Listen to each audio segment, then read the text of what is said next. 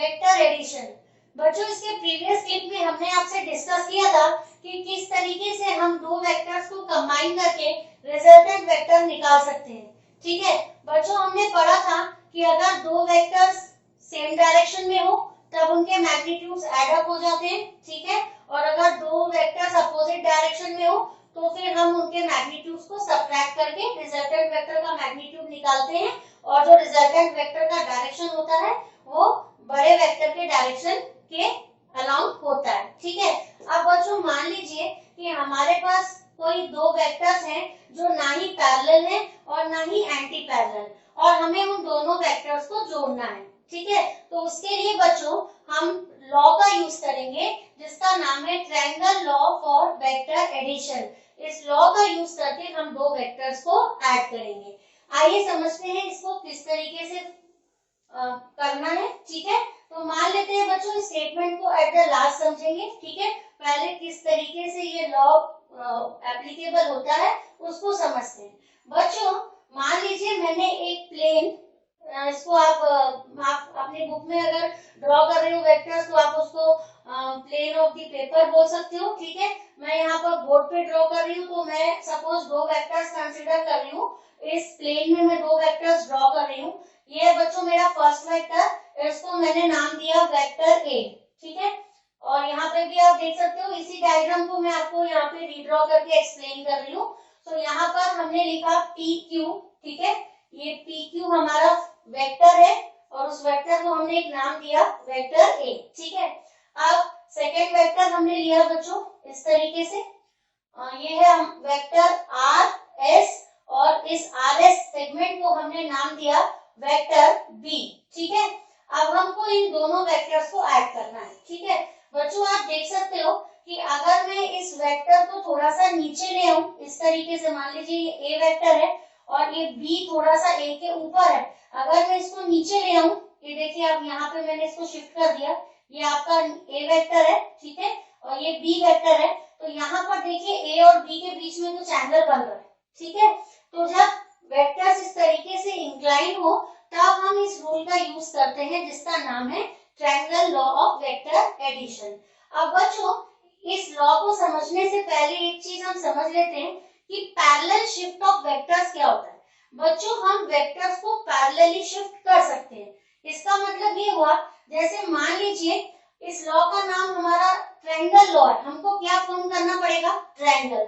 तो triangle form करने के लिए इन दोनों वेक्टर्स की मदद से हमको ट्रायंगल बनाना है। ठीक है, तो अब ट्रायंगल बनाना है तो हमको इनको ज्वाइन करना पड़ेगा। ठीक है, तो ऐसा समझिए कि अगर मुझे यहाँ पर मैं इन दोनों को कंबाइन करके ट्रायंगल फॉर्म करना चाहती हूँ तो मैं इस PQ वेक्टर को इधर ड्रॉ कर सकती हूँ बच्चों। ठीक है, ये वही वेक्टर है। ठीक है, PQ। अब इस मेथड को बच्चों हम लोग ज्योमेट्रिकल मेथड बोलते हैं। ठीक है, एनालिटिकल मेथड भी हम पढ़ेंगे। ठीक है, जिसमें आपको ज्योमेट्री का यूज नहीं करना पड़ेगा, वहां पे आप ट्रिग्नोमेट्रिक रूल्स, ट्रिग्नोमेट्री और अलजेब्रा की मदद से हम फॉर्मूला डिराइव कर लेंगे और उस फॉर्मूले की मदद से आप रिजल्टेंट निकाल पाएंगे। पर ये जो मेथड अभी हम पढ़ रहे हैं इसको हम बोलते हैं ज्योमेट्रिकल मेथड। इसके लिए आपको स्केल यूज करनी पड़ेगी। ठीक है, तो कहने का मतलब पैरेलल शिफ्ट का मतलब समझ लीजिए कि ये PQ वेक्टर है, इसको मैंने यहाँ पे ड्रॉ किया। ठीक है, अब ये इसका नाम क्या है, वेक्टर ए, तो यहाँ पर भी मैं लिखती हूँ वेक्टर ए। अब ये काम जब आप करोगे तो एक चीज ध्यान रखनी है आपको कि जितनी लेंथ इस वेक्टर की है उतनी ही लेंथ आप यहाँ पर स्केल से खींचोगे। ठीक है, मतलब ये लेंथ अगर इक्वल नहीं रही, ठीक है, मान लो ये है सपोज 10 यूनिट्स और आपने 9 यूनिट्स ही ले लिया, तो फिर हम ये नहीं बोल पाएंगे कि ये PQ जो है वो वेक्टर है, ये फिर कोई और वेक्टर बन जाएगा। ठीक है, मैंने सिर्फ PQ सेगमेंट को यहाँ पर रीड्रॉ किया, देख लीजिए डायरेक्शन भी वही रखी, मैग्नीट्यूड भी उतना ही लिया। ठीक है, तो इस तरीके से मैंने PQ को इधर से उठा के इधर रखा, कुछ ऐसा समझ लीजिए। ठीक है, अब ये जो RS है ना बच्चों, हम इसको इस तरफ कैसे ड्रॉ करेंगे, यानी ऐसा समझिए ये आपका RS है, इस तरीके से मैं इसको पैरेलली शिफ्ट कर रही हूँ। ठीक है, ये देखिए मैंने इसको पैरेलली शिफ्ट किया। ठीक है, इस तरीके से मैं इसको समझने के लिए इस तरीके से ऐसे रोल करते करते आप देखिए मैं इसको पैरेलल इस तरीके से यहाँ शिफ्ट कर दिया, मतलब इधर से उठा के मैंने इसको इधर रख दिया, ठीक है। अब साथ में देखिए डायरेक्शन, ये वाले एरो का डायरेक्शन और ये वाले एरो का डायरेक्शन, डायरेक्शन दोनों का सेम है। अच्छा, length of the arrow same रखा, मतलब अगर यहाँ पर ये वेक्टर बी है तो इस वेक्टर को भी हम क्या बोलेंगे, बी वेक्टर बोलेंगे बच्चों, ठीक है। तो ये चीजें आपको ध्यान रखनी है कि वेक्टर्स को हम बहुत इजीली पैरेलली शिफ्ट कर सकते हैं। इसको हमने यहाँ इस तरीके से रखा, इसको हमने इस तरीके से इस वेक्टर को इस तरफ शिफ्ट किया, ठीक है। पर एक चीज ध्यान होनी चाहिए कि जब भी आप उसको शिफ्टिंग करोगे तब उन वेक्टर्स का मैग्नीट्यूड और डायरेक्शन चेंज नहीं होना चाहिए। Without changing the magnitude and direction you can parallelly shift the vectors, ठीक है बच्चों। तो ये चीज आपको समझ में आई, ऐसा क्यों किया मैंने, क्योंकि मुझे यहाँ पर क्या फॉर्म करना है बच्चों, ट्रायंगल, ठीक है। तो ट्रायंगल फॉर्म करना है तो मुझे इन दोनों को मिलाना पड़ेगा, ठीक है। तो इसको इसके लिए मैंने इन वेक्टर्स को पहले पैरेलली शिफ्ट करके आपको बताया कि वेक्टर्स को हम इस तरीके से शिफ्ट कर सकते हैं। ऐसा समझिए, इसको उठा के हमने यहाँ रख दिया और इसको शिफ्ट करके हम यहाँ ले आए, ठीक है। आप ट्रायंगल बनाना है तो इनकी साइड्स को मिलाना पड़ेगा, ठीक है। चलिए अब उसको समझते हैं, ठीक है। अब मैं इसको फिलहाल रख कर रही हूँ, ये सिर्फ आपके समझने के लिए था। इसी वेक्टर को मैंने यहाँ बनाया और बी वेक्टर को मैंने यहाँ ड्रॉ किया, ठीक है। डायरेक्शन और मैग्नीट्यूड सेम रखा, ठीक है बच्चों। चलिए अब सीखते हैं कैसे हम इन दो वेक्टर्स को ऐड करते हैं, ठीक है। तो मैंने बनाया बच्चों, ये पहला वेक्टर मैं यहाँ पे ड्रॉ कर रही हूँ, ठीक है। इसका नाम है पी क्यू, ये हो गया पी और ये क्यू, ठीक है। ये पी क्यू वेक्टर है, इसका नाम हमने रख दिया वेक्टर ए, ठीक है। अब सेकेंड वेक्टर यहाँ पे हमने ड्रॉ किया, इसका नाम है आर एस और इस वेक्टर को हमने लेबल किया एज वेक्टर बी। ये दोनों वेक्टर्स हमने यहाँ पे ड्रॉ किए, ठीक है। अब हमको इन दोनों वेक्टर्स को ऐड करना है। क्या करेंगे बच्चों, सबसे पहला वाला वेक्टर हमको करना क्या है बच्चों, हमको vector A plus vector B करना है, ठीक है। तो सबसे पहले वेक्टर ए जैसा है उसको एज इट इज रखेंगे, ठीक है। तो ये देखिए हमने वेक्टर ए जैसा था, ठीक है, एज इट इज बनाया, ये हमारा पी क्यू, ठीक है। और ये इसको हमने नाम दिया वेक्टर ए, ठीक है। मैंने मैग्नीट्यूड भी उतना ही रखा और डायरेक्शन भी उतना ही रखा, ठीक है। अब ये फर्स्ट वेक्टर मैंने एज इट इज रखा। अब जो नेक्स्ट चीज आप ध्यान में रखेंगे बच्चों, मैंने आपको बताया था हेड और टेल के बारे में, ठीक है। वेक्टर का जो स्टार्टिंग पॉइंट होता है बच्चों उसको हम बोलते हैं टेल और जो एंडिंग पॉइंट होता है उसको बोलते हैं अपन हेड, ठीक है। तो दोनों वेक्टर्स के टेल और हेड में मार्क कर ले रही हूँ, ठीक है। ये फर्स्ट वेक्टर का मार्क किया, सेकेंड वेक्टर का स्टार्टिंग पॉइंट ये है तो यहाँ लिखा टेल और ये एंडिंग पॉइंट है, यहाँ पे क्या लिखा मैंने, हेड, ठीक है। अब यहाँ पे भी मार्क कर लेते हैं लगे हाथ, ये टेल है समझ जाएगा और ये वाला जो एरो है जहाँ एरो दिख रहा है वो हेड है, ठीक है। अब ये फर्स्ट वेक्टर मैंने एज इट इज रख लिया। अब सेकेंड वेक्टर को मुझे इस वेक्टर के साथ मिलाना है ताकि क्या बन जाए, ट्रायंगल, ठीक है। लेकिन उसका एक तरीका है, आपको क्या करना है, फर्स्ट वेक्टर यानी ए वेक्टर के हेड के साथ, ए वेक्टर के हेड के साथ बी वेक्टर की टेल को मिलाना है। क्या कहा मैंने, इसको याद रखिएगा बच्चों, इसको बोलते हैं हम लोग हेड टू टेल मेथड, ठीक है। क्या बोलते हैं इसको अपन, हेड टू टेल मेथड। क्या करना है आपको, फर्स्ट वेक्टर के हेड के साथ सेकेंड वेक्टर की टेल को कोइंसाइड कराना है, एक ही जगह पे मिला देना है, ठीक है। तो देखिए ये फर्स्ट वेक्टर का हेड है, ठीक है। अब ये सेकेंड वेक्टर का टेल है, तो हम क्या करेंगे बच्चों, जैसे अभी डिस्कस किया था, इसको इस तरह कैसे पैरेलली शिफ्ट कर देंगे। तो ये देखिए हमने इसको इस तरीके से यहाँ पर पैरेलली शिफ्ट किया, ठीक है। यानी इसको इस तरीके से पैरेलली इधर ले आए, ठीक है। उतना ही मैग्नीट्यूड वही डायरेक्शन। अब इस वेक्टर का नाम क्या है बच्चों, वेक्टर बी। और आप देखिए ये फर्स्ट वेक्टर का हेड और ये सेकेंड वेक्टर की टेल, ठीक है। यानी ये पॉइंट पर ए का हेड और इस पॉइंट पर बी का टेल कोइंसाइड हो रहा है, ठीक है। ए वेक्टर का हेड बी वेक्टर की टेल इस पॉइंट पे कोइंसाइड हो रही है, ठीक है। अब आप देख रहे हो ट्रायंगल के दोनों साइड्स बन गए, ठीक है। क्या किया हमने, सबसे पहले ए वेक्टर को एज इट इज रखा, ठीक है। उसके बाद बी वेक्टर को पैरेलली शिफ्ट किया, ठीक है। पैरेलली शिफ्ट करते समय ये ध्यान में रखा कि वेक्टर ए का जो हेड है वो वेक्टर बी के टेल के साथ कोइंसाइड हो जाए। अब बन गई ट्रायंगल की दो साइड्स। अब हमको इस ट्रायंगल को कंप्लीट करना है। सो ये देखिए आप कि यहाँ पर ये दो एंड्स फ्री दिख रहे हैं आपको, ये P और इसका नाम हमने रखा था PQ, इसका नाम है RS, ठीक है।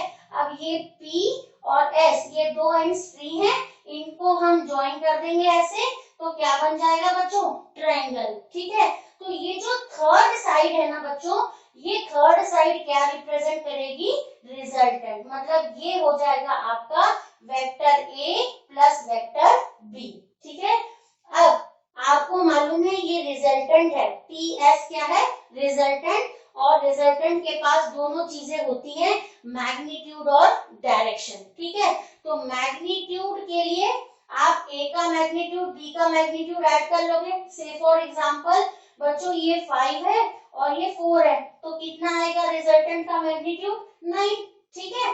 अब रही बात रिजल्टेंट के डायरेक्शन की, तो इसके लिए आप क्या ध्यान में रखेंगे, पहले वेक्टर का स्टार्टिंग पॉइंट देख लीजिए, पहले वेक्टर फर्स्ट वेक्टर A बनाया था, फर्स्ट वेक्टर का स्टार्टिंग पॉइंट और लास्ट वेक्टर का एंडिंग पॉइंट की तरफ डायरेक्टेड होगा। मतलब शुरुआत कहां से कहां जाएगा, स्टार्टिंग से, स्टार्टिंग पहले वेक्टर के स्टार्टिंग पॉइंट से दूसरे वेक्टर के एंडिंग पॉइंट तक। मतलब ये देखिए इस तरीके से हमने एरो बनाया, ठीक है। ये था हमारा vector law, triangle law of vector addition, ठीक है।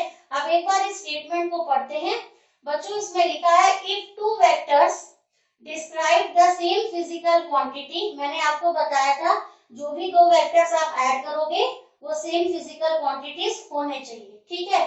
If they are represented in magnitude and direction by two sides of a triangle taken in order, ठीक है बच्चों। टेकन इन ऑर्डर का मतलब ये है हमने ये दो वेक्टर्स की मदद से ये ट्रायंगल के दो साइड्स फॉर्म किए, ठीक है। इनको ऑर्डर में रखा, ऑर्डर में रखने का मतलब है एक वेक्टर के हेड को दूसरे वेक्टर के टेल से कोइंसाइड कराना, ठीक है। ये देखिए ये फर्स्ट वेक्टर था आपका A वेक्टर और ये आपका B वेक्टर, इसको हम बोलेंगे ये ऑर्डर में है, ठीक है। ऑर्डर में कैसे समझे आप, ये फर्स्ट वाले वेक्टर का एरो और फर्स्ट वाले वेक्टर का एरो मतलब उसका हेड और सेकंड वाले की टेल क्या हो रही है, कोइंसाइड। तो जब दो साइड्स इस तरीके से हम रखते हैं वेक्टर्स के, तो हम बोलते हैं कि ये दो साइड्स हमने ट्रायंगल की फॉर्म करी which are taken in order, ठीक है। देन देयर रिजल्टेंट, अब क्या होगा, A वेक्टर और B वेक्टर का जो रिजल्टेंट होगा that is represented in magnitude and direction by the third side of the triangle, ठीक है, drawn in the opposite sense, ठीक है। अब ये जो दो साइड्स बन चुकी हैं, ठीक है, अब इस ट्रायंगल को हम कंप्लीट करेंगे। इस ट्रायंगल का जो तीसरा साइड होगा बच्चों वो क्या रिप्रेजेंट करेगा, रिजल्टेंट। रिजल्टेंट मतलब क्या होगा, वो A और B का एडिशन, ठीक है। अब क्या आपको ध्यान में रखना है, यहाँ पर देखिए वर्ड लिखा है taken in the opposite sense, drawn in the opposite sense. इसका बच्चों में एक और तरीका याद रखने का, ठीक है। इसको ऐसा समझिए, हम जा रहे हैं P, ठीक है, मान लीजिए अभी मान लीजिए मुझे फाइंड आउट करना है डायरेक्शन, ठीक है। रिजल्टेंट मुझे मालूम पड़ गया, ये रिजल्टेंट है, अब मुझे डायरेक्शन फाइंड करना है। तो देखिए हम कहां से, P पहला वेक्टर यहाँ से शुरू हुआ PQ, फिर ये हो गया RS, तो पहले हम कहाँ गए, P से Q, फिर किधर गए Q से S, ठीक है। तो हम ऐसे, हमारा मूवमेंट ऐसे हो रहा है बच्चों, ठीक है। ये कौन सा डायरेक्शन हुआ, इसको हम बोलते हैं एंटी क्लॉकवाइज, ठीक है। घड़ी की डायरेक्शन की अपोजिट डायरेक्शन है, ये देखिए क्लॉकवाइज, घड़ी ऐसे घूमती है, ठीक है। ये कौन सा डायरेक्शन हुआ, एंटी क्लॉकवाइज, ठीक है। तो अगर ये दो साइड्स में आप अगर चलो तो ये कौन सा डायरेक्शन हो गया, एंटी क्लॉकवाइज। तब रिजल्टेंट का जो डायरेक्शन होगा वो होगा क्लॉकवाइज। तो ये देखिए क्लॉकवाइज के लिए ये हमने ऐसे बनाया, ऐसे घूम रहा है ये क्लॉकवाइज, ठीक है। यानी याद रखिए कि अगर दोनों वेक्टर्स की डायरेक्शन एंटी क्लॉकवाइज तो रिजल्टेंट की डायरेक्शन क्लॉकवाइज, या फिर अगर दोनों वेक्टर्स का डायरेक्शन क्लॉकवाइज तो रिजल्टेंट का डायरेक्शन एंटी क्लॉकवाइज। या फिर सिंपल तरीका है याद रखने का ये हमने फर्स्ट वेक्टर बनाया और ये हमने सेकेंड वेक्टर बनाया, ठीक है। ये हमारा रिजल्टेंट है, ठीक है, ये हमको मालूम है, ये हमारा रिजल्टेंट है। डायरेक्शन कैसे, पहले वेक्टर का स्टार्टिंग पॉइंट से शुरू होगा और किस तरफ खत्म हो जाएगा, ये सेकेंड वेक्टर के एंडिंग। तो ये आपको पता चल गया डायरेक्शन, जहां से शुरू हुआ वहां से जाते हुए जहां पर वो एंड हो रहा है, ये होगा आपका रिजल्टेंट का डायरेक्शन। तो ये था बच्चों triangle law of vector addition, ठीक है। अब इसको हम शॉर्ट में रिवाइज कर लेते हैं, ठीक है। उसके लिए आप क्या ध्यान में रखेंगे, उसके लिए आप ये ध्यान रखेंगे कि अगर आपको दो वेक्टर्स दिए हुए हैं, ये है आपका फर्स्ट वेक्टर वेक्टर ए और ये है आपका सेकंड वेक्टर वेक्टर बी, ठीक है। पहले क्या करना है, वेक्टर ए को एज इट इज रखा, ठीक है।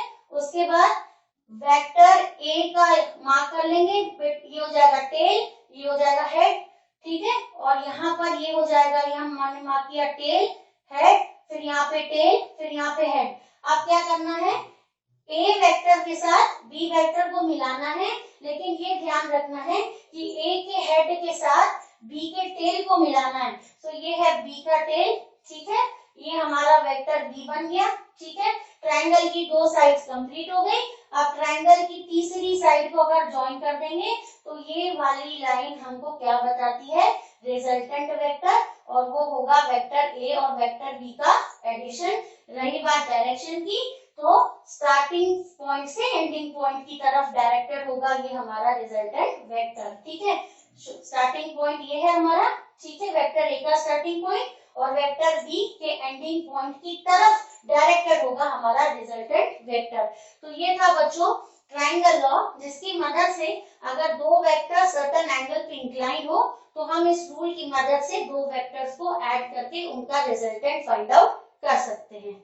आई होप बच्चों आपको ये लॉ अच्छे से समझा होगा। Thank you very much.